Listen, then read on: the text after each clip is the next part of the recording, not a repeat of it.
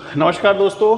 अपना जो चैप्टर चल रहा था सर्वोच्च न्यायालय, और सर्वोच्च न्यायालय गठन के बारे में हमने न्यायाधीशों की नियुक्ति के संदर्भ में बातचीत कर ली थी और न्यायाधीशों को कार्यकाल से पूर्व पद से कैसे हटाया जा सकता है उसके बारे में बातचीत कर ली थी। आज हम बात करेंगे भारत में न्यायिक संरचना की।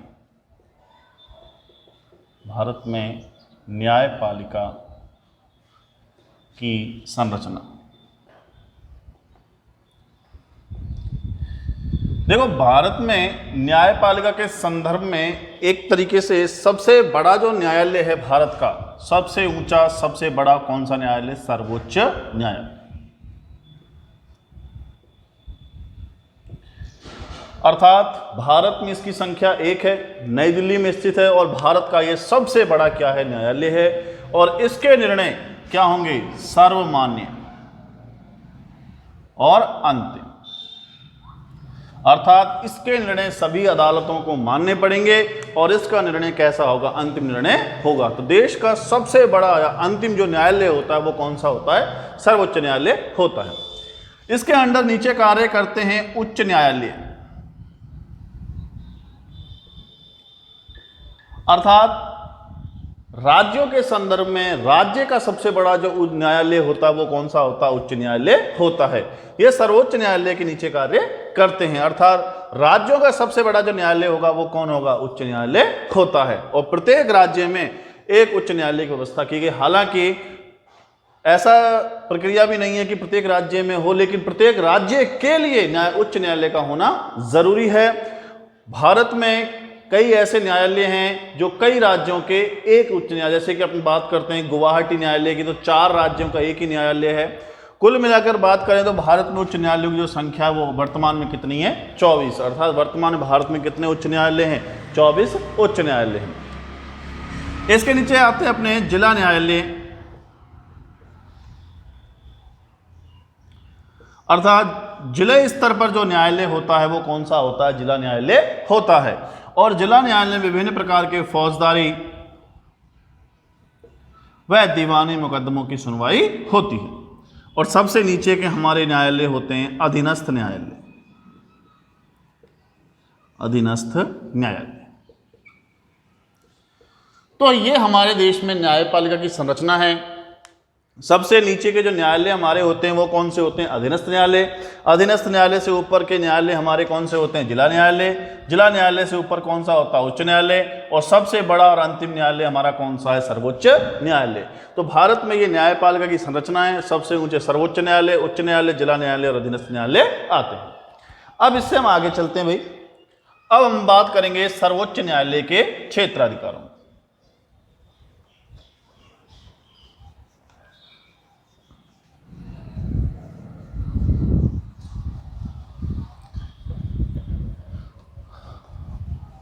अगली अपनी हेडिंग है सर्वोच्च न्यायालय के क्षेत्राधिकार।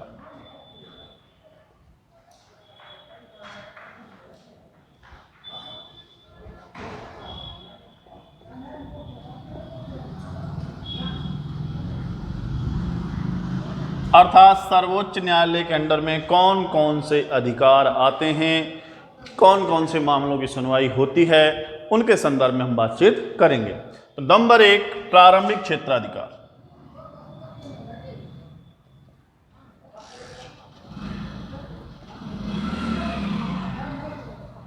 पहले नोट कर लेते हैं। सुप्रीम कोर्ट में राज्य तथा केंद्र के मध्य विवाद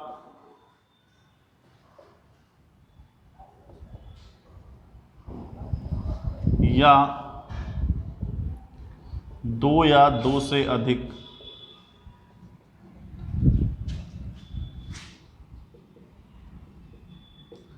राज्यों के मध्य विवाद होने पर सीधी सुनवाई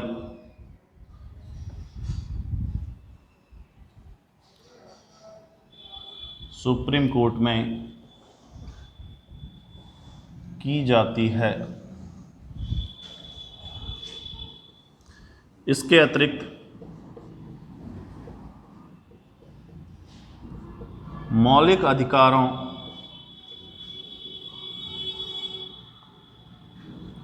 से संबंधित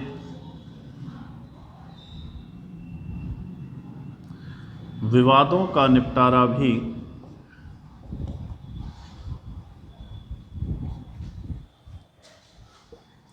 सर्वोच्च न्यायालय में किया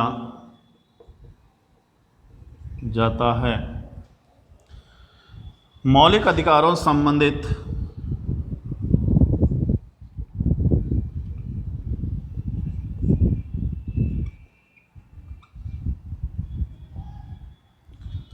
विवादों के लिए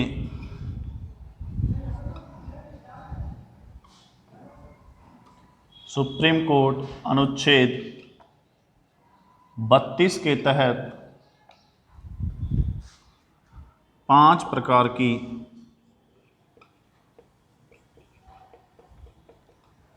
रिटें जारी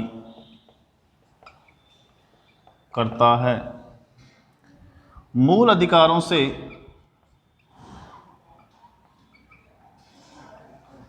संबंधित विवादों की सुनवाई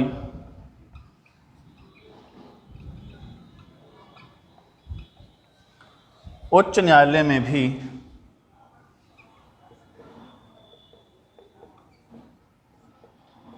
हो सकती है, लेकिन ये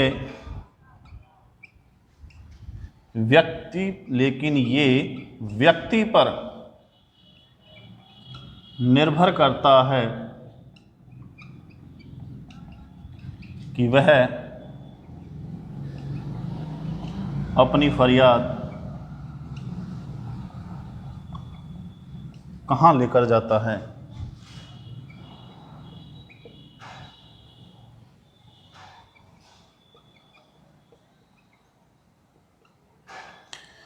अब देखो, समझिए क्या फंडा है भाई, कि प्रारंभिक अर्थात ऐसे मामले जिनकी सीधी सुनवाई कहां होगी, सर्वोच्च न्यायालय में होती है और कहीं भी नहीं हो सकती। तो देखो, यदि किसी राज्य और केंद्र के मध्य विवाद हो जाए, अर्थात केंद्र और राज्य के मध्य कोई सीमा से संबंधित कोई विवाद हो जाए, ऐसे विवाद, 2 या 2 से अधिक राज्यों के मध्य विवाद हो जाए, ऐसे विवादों की सीधी सुनवाई कहां होगी, सुप्रीम कोर्ट में होगी। अर्थात इनकी सुनवाई सिर्फ सुप्रीम कोर्ट में हो सकती है और कहीं नहीं हो सकती। इसके अलावा यदि कोई मौलिक अधिकार, मूल अधिकारों से संबंधित विवाद है, किसी के मूल अधिकार का हनन हो रहा है या प्रतिक्रमण हो रहा है, कुछ ना कुछ उसके साथ गलत हो रहा है, तो ऐसे मौलिक अधिकारों से संबंधित विवादों का निपटारा भी कहां होता है, सुप्रीम कोर्ट में होता है।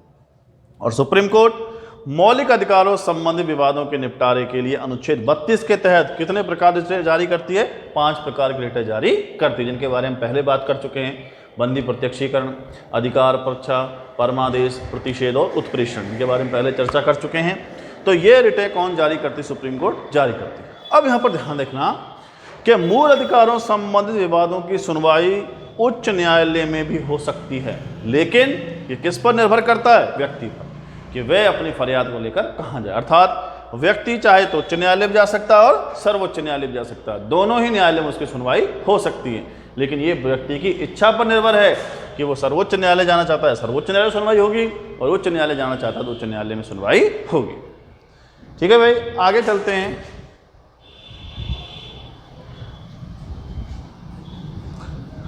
अपीलीय क्षेत्राधिकार।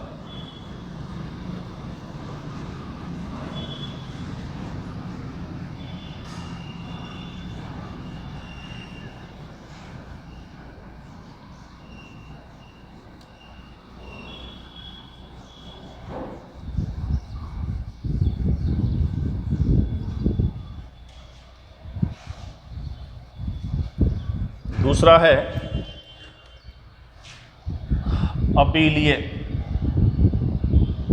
क्षेत्राधिकार। अब इसमें देखते क्या है, यदि कोई व्यक्ति उच्च न्यायालय के निर्णय से संतुष्ट नहीं है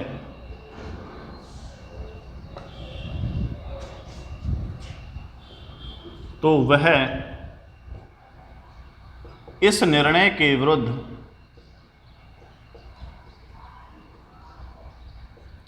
सुप्रीम कोर्ट में अपील कर सकता है, लेकिन इस अपील को करने से पूर्व उस व्यक्ति को उच्च न्यायालय से अपील का प्रमाण पत्र लेना होगा। लेकिन यदि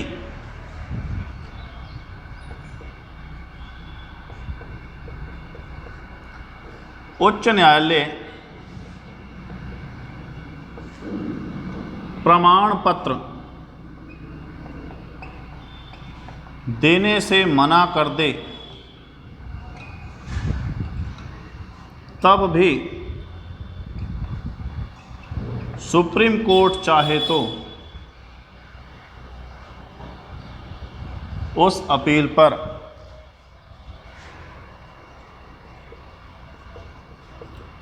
सुनवाई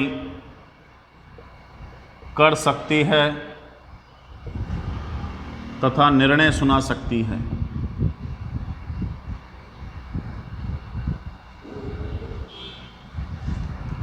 इसके विरुद्ध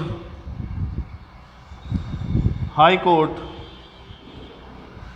कोई कार्यवाही नहीं कर सकता।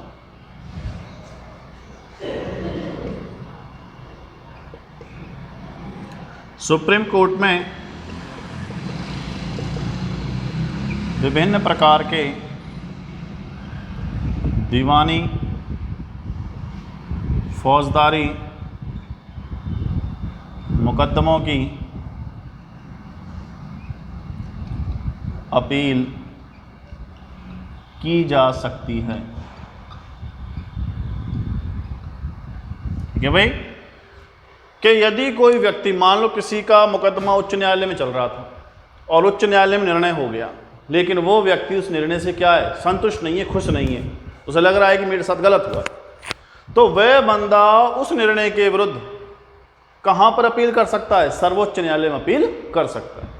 लेकिन उसे इस अपील को करने से पहले उच्च न्यायालय से उस अपील का क्या लेना होगा, प्रमाण पत्र लेना होगा लिखित में कि भाई हम आपके निर्णय संतुष्ट नहीं हैं और हम आपके निर्णय के विरुद्ध कहां अपील करने जा रहे हैं, सुप्रीम कोर्ट में अपील करने जा रहे हैं। तो ये लिखित में प्रमाण पत्र कौन देगी, हाई कोर्ट देगा, उच्च न्यायालय देगा कि आप अपील कर सकते हैं।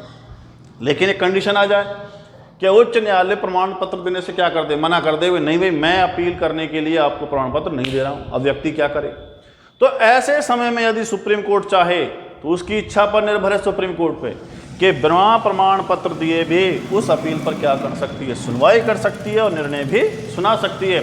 और इसके खिलाफ हाई कोर्ट कुछ नहीं कर सकता, क्योंकि सबसे बड़ा न्यायालय हमारा कौन सा, सर्वोच्च न्यायालय है और उसी का निर्णय अंतिम और सर्वमान्य होगा। तो इसके विरुद्ध हाई कोर्ट कुछ नहीं कर सकती है। इसके अलावा जो अपने सुप्रीम कोर्ट में जो अपील होती है वो किन कैसे कैसे मुकदमे की होती है, दीवानी और फौजदारी मुकदमों की अपील होती है।